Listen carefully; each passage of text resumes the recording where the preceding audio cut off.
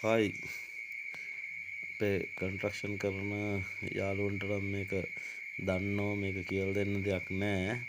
මේක කන්ස්ට්‍රක්ෂන් ඉගෙන ගන්න ආසාවෙන් ඉන්න ළමයින්ට සහ අනිත් වැඩි දැනගන්න කැමති කට්ටියට මම මේක මේ පොඩ්ඩක් කියලා දෙන්නම්.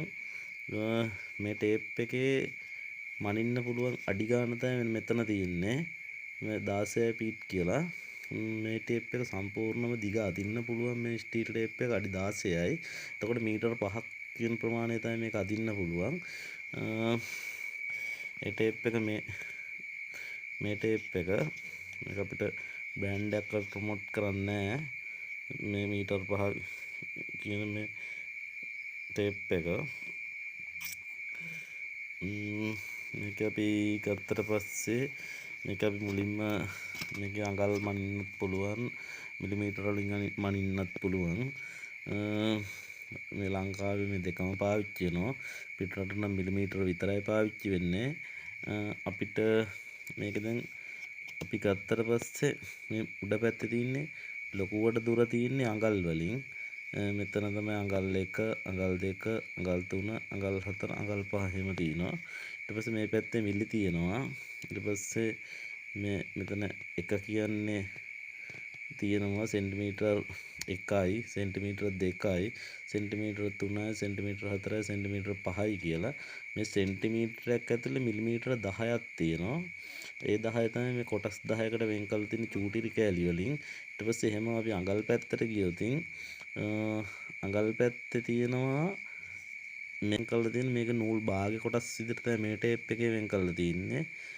එතකොට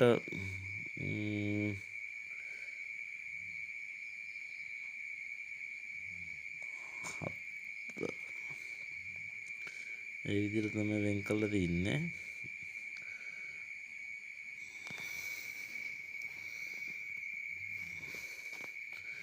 එතකොට අඟලකට සාමාන්‍යයෙන් තියෙන නූල් කියන එක අඟලට නූල් 8යි.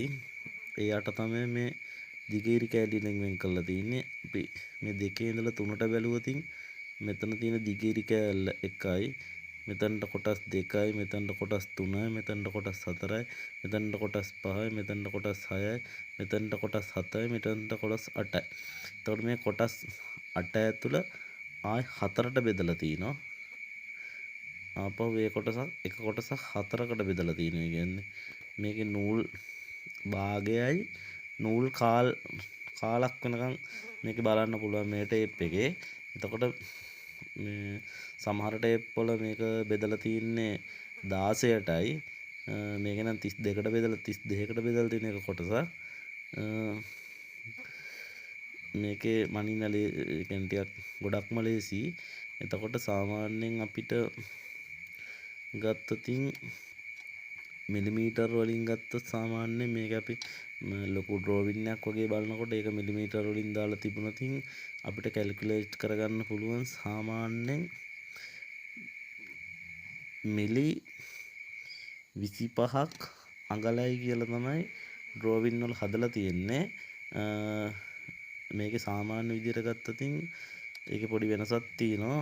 මේ සාමාන්‍ය අපි අඩියකට 30ක් ගත්තොත් 300ක් ගත්තොත් එතකොට ඒකේ ලොකු වෙනසක් තියෙනවා. අපි 25 කියලා ගත්තොත් අඩියට 300යි. එතකොට මෙතන අපිට තව මිලි 5ක විතර වෙනසක් තියෙන සම්පූර්ණ අඩියකදී අපි ඒක ගැන සැලකිලිමත් වෙන්න ඕන. ඒ වුණාට අපි අර උපකල්පනය කරන්නේ අඟලක් කියන්නේ මිලි 25යි කියන එක තමයි.